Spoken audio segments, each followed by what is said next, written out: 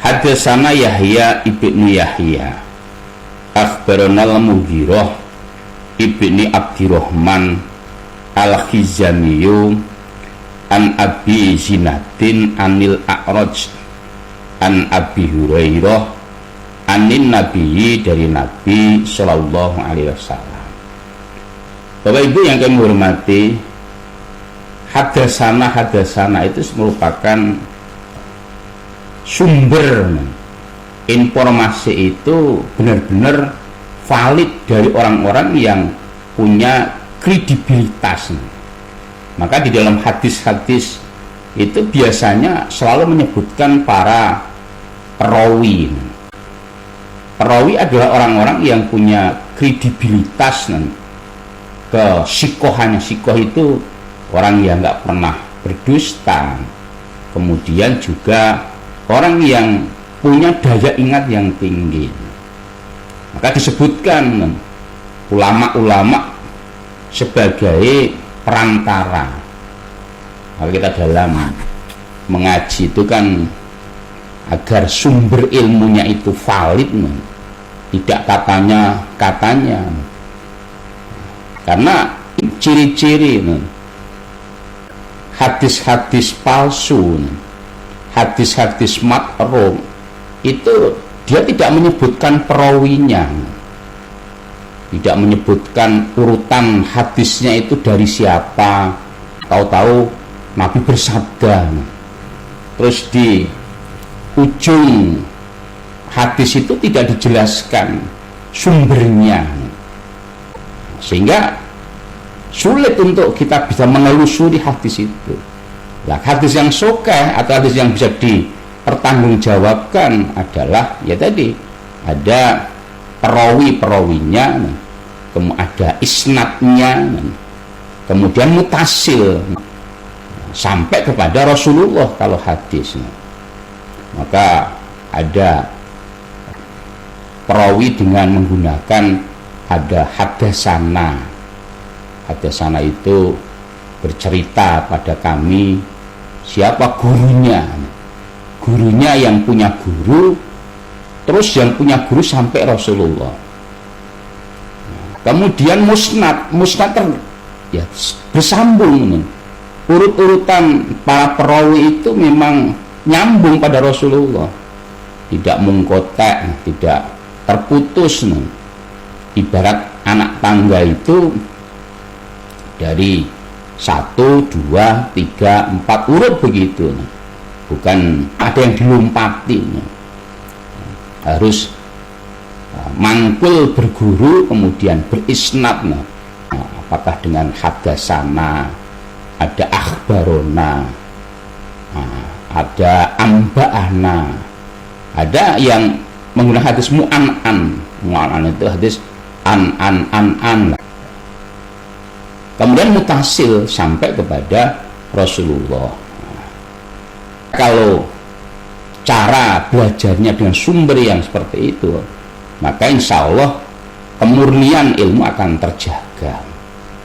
Diibaratkan seperti air dari hulu ke hilir, ketika dilewatkan melalui pipa yang baik kualitasnya, pipa yang enggak bocor, maka sejauh apapun air itu mengalir ya keadaan jernih yang tidak terkontaminasi. Air yang di Jakarta itu umpamanya diambil dari sumber mata air di gunung gede, gunung Cermai itu di Bogor, bersih itu, bening itu, karena dilewatkan pipa ya sampai di Jakarta ya bening bersih. Nah, ilmu juga begitu. Namun ketika dari gunung Cermai atau gunung gede itu jernih, namun lewatnya itu lewat sungai Ciliwung bagaimana begitu, sampai di Jakarta itu sudah menjadi air yang tidak layak untuk diminum. Karena apa? Dalam sepanjang perjalanan air tadi terkontaminasi dengan limbah-limbah pabrik, limbah rumah tangga, sehingga apa? Sampai di Jakarta jangankan untuk minum, untuk cuci baju itu udah nggak layak.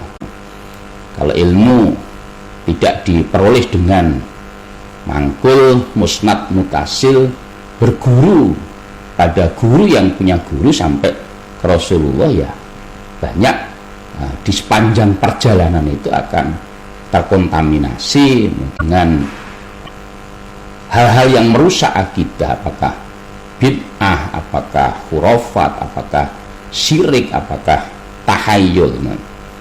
Maka bisa dilihat ada perawinya. Rawahu itu meriwayatkan pada hadis apa? Al-Bukhari. Ada dalam Bukhari. Juz berapa, Shahifah berapa. Hadis ini ada di dalam Muslim. Tinggal nyari kitab Muslimnya. Ini di dalam Kitabul Imaroh, atau Kitabul Jihad, atau dalam Kitabul Iman. Hadatsana Yahya bin Yahya akhbarana al-Mughirah ibni Abdurrahman al-Khizamiyu an Abi Zinati anil A'raj an Abi Hurairah. Dari perawi Muslim sampai kepada Nabi itu mengalami beberapa generasi. Gurunya Muslim itu Yahya, gurunya Yahya namanya Mughirah, gurunya Mughirah namanya Abi Zinat, kemudian gurunya Abi Zinat namanya A'raj, gurunya A'raj namanya Abi Hurairah. Abi Hurairah dari Nabi, maka hadis namanya itu. Karena memang hidupnya Muslim itu sekitar tahun 150-an ya. Berarti setelah Nabi Hijrah. Nabi Hijrah itu 150-an. Kalau bersabda siapa Nabi, man barang siapa atau ani yang taat dia padaku Nabi Muhammad, faqad maka sungguh atau taat dia Allah pada Allah. Waman dan barang siapa ya sini yang menentang dia padaku Nabi, faqad aso maka sungguh menentang dia Allah pada Allah. Waman dan barang siapa yuti'i yang taat dia al-amiro pada pengatur. Jadi amir itu artinya orang yang memerintah atau pemimpin. Jadi pemimpin itu bisa amir, bisa imam. Kalau kita mendengar Khalifah Umar bin Khattab panggilan Amirul Mukminin, pemimpinnya orang imam. Jadi amir itu nama lain daripada pemimpin, atau ya imam. Imam juga pemimpin. Imam itu orang yang di depan. Faqad ata'ani, faqad maka sungguh ata'ani taat dia padaku. Waman dan barang siapa yaksi yang menentang dia al-amiro pada amir, faqad maka sungguh asoni menentang dia padaku.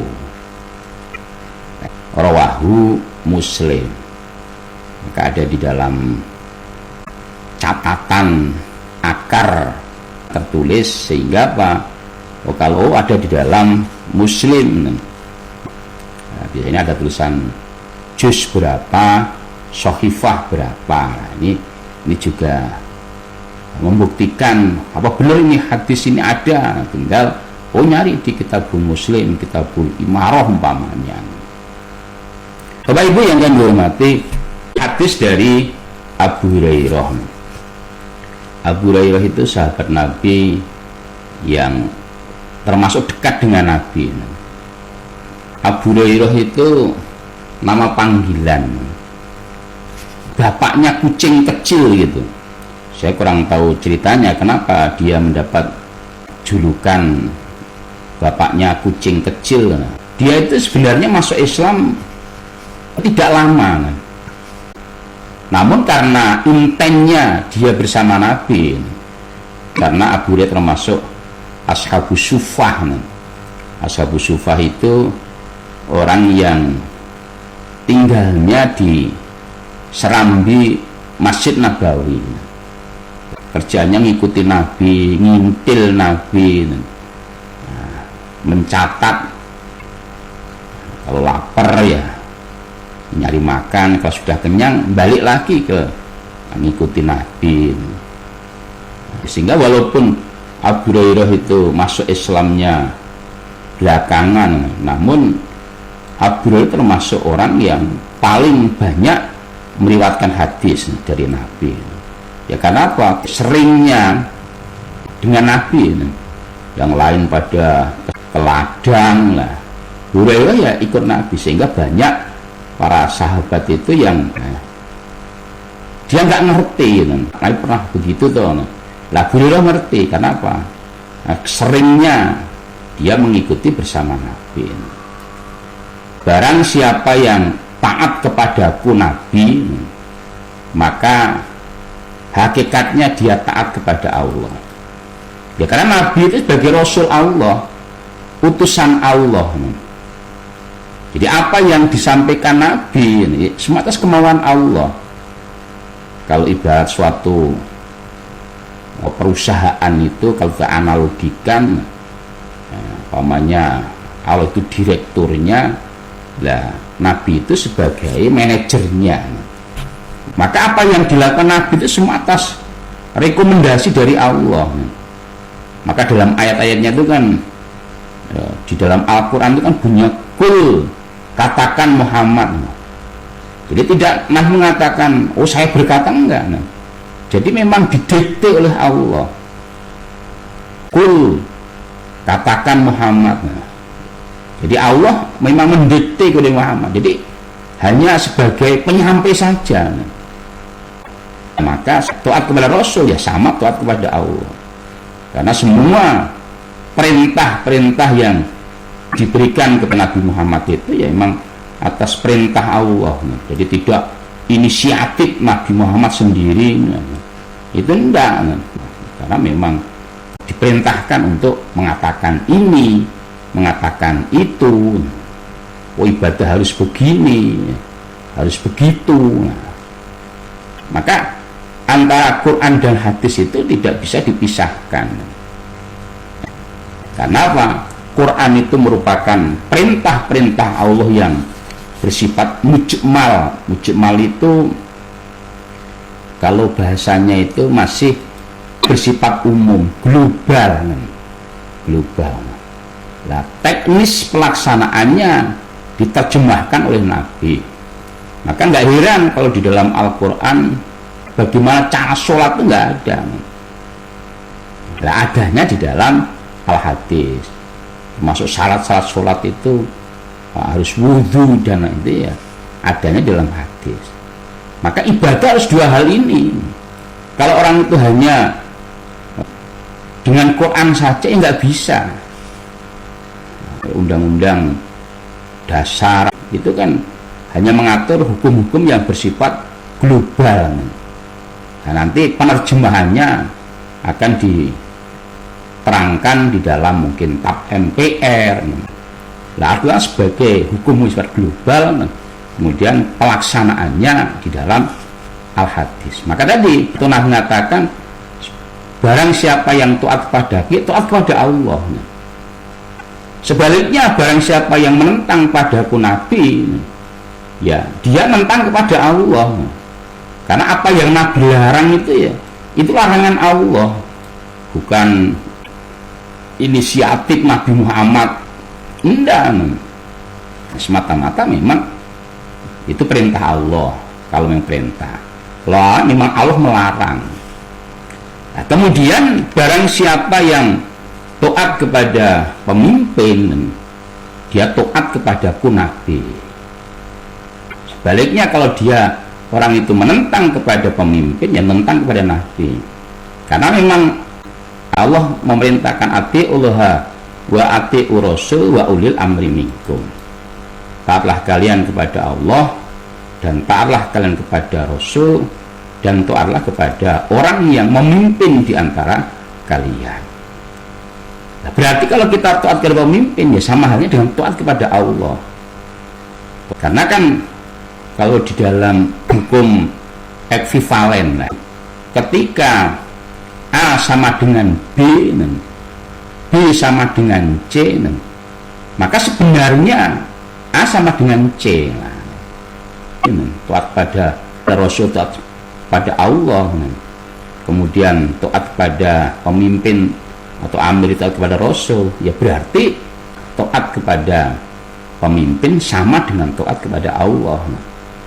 Ya tadi di dalam Al-Quran surat An-Nisa ayat 59 itu kan, ya ayyuhalladzina amanu atiullaha wa atiur rasul wa ulil amri minkum. Taatlah kalian kepada Allah, taatlah kalian kepada Rasul, dan taatlah kalian kepada orang yang mempunyai perkara atau pemimpin di antara kalian. Fa in tanazatum, maka jika terjadi tanazu itu khilafiyah, perbedaan pendapat, maka ya dikembalikan kepada Al-Quran dan Al-Hadisnya. Kalau kemudian tidak ada di dalam Al-Quran dan Al-Hadis, ya kemudian tadi kembali hukum asalnya ulil amri dengan ijtihad, apakah berupa ijtihad murni, apakah berupa qiyas atau ijma, menggunakan hukum aklinya, hukum akalnya. Kalau Quran dan hadis menggunakan hukum naklinya, hukum yang sudah tak terbantahkan lagi di dalam hukum itu sendiri. Hanya yang membedakan, kalau taat kepada Allah itu 100% mutlak dan Allah harus disembah. Taat kepada Rasul itu juga mutlak 100%. Cuma kalau Rasul tidak boleh disembah, haram. Sebelahnya Raudhah itu kan dulu kamar Nabi. Ketika Nabi wafat, kemudian dijadikan sebagai kuburan Nabi.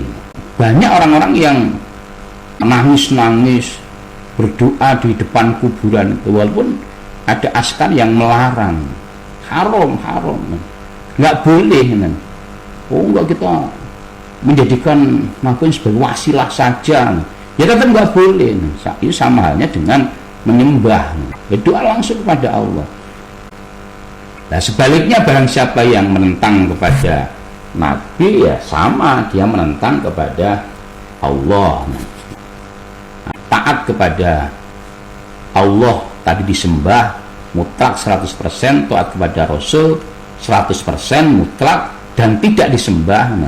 Nah, kalau taat kepada amir atau pemimpin dengan catatan selama perintahnya tidak maksiat. Kalau maksiat, ya tidak boleh taat. Fa in umiro bimaksiatin fala sam'a wala ta'ah. Ketika kalian diperintahkan yang maksiat, maka jangan mendengarkan dan jangan taat.